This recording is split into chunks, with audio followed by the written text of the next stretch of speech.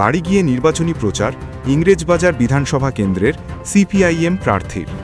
বৃহস্পতিবার সকাল ৯টা নাগাদ ইংরেজবাজার পৌরসভা ৩ নম্বর ওয়ার্ডের মালঞ্চপল্লী এলাকায় বাড়ি বাড়ি গিয়ে ভোট প্রচার করলেন বামফ্রন্ট মনোনীত প্রার্থী অম্বর মিত্র।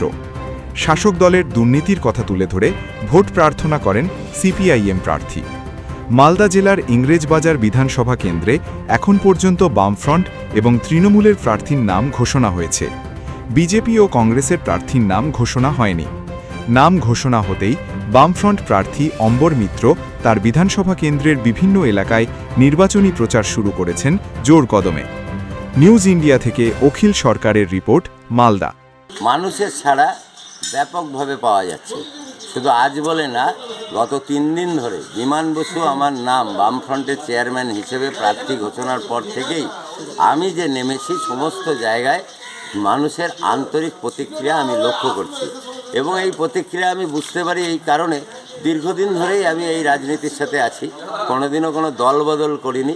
ছাত্র জীবনে যে ঝান্ডাটা হাতে নিয়েছিলাম সেই ঝান্ডা নিয়ে আজও পথ চলছি।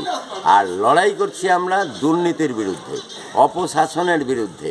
আর এই ইংরেজবাজার পৌরসভা এলাকা, ইংরেজবাজার গ্রাম এলাকা, এই এলাকাগুলিতে গত 15 বছরে তৃণমূল কংগ্রেসের যেসব প্রতিশ্রুতি ছিল তার বাস্তবায়ন হয়নি।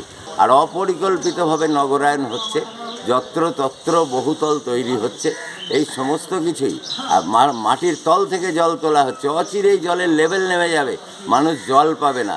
কিন্তু নদীর জল যেভাবে পরিশ্রুত করে ব্যবহার হচ্ছিল, আমাদের ওল্ড মালদা পৌরসভা বামফ্রন্টের চেয়ারম্যান ছিল, ওখানে মহানন্দা নদীর জল পরিশ্রুত করে বাড়ি বাড়ি দেওয়া হয়। এখানে তো তার পাইপ পুঁতেছে, কিন্তু 10 বছর ধরে তার কোনো কাজ হচ্ছে না।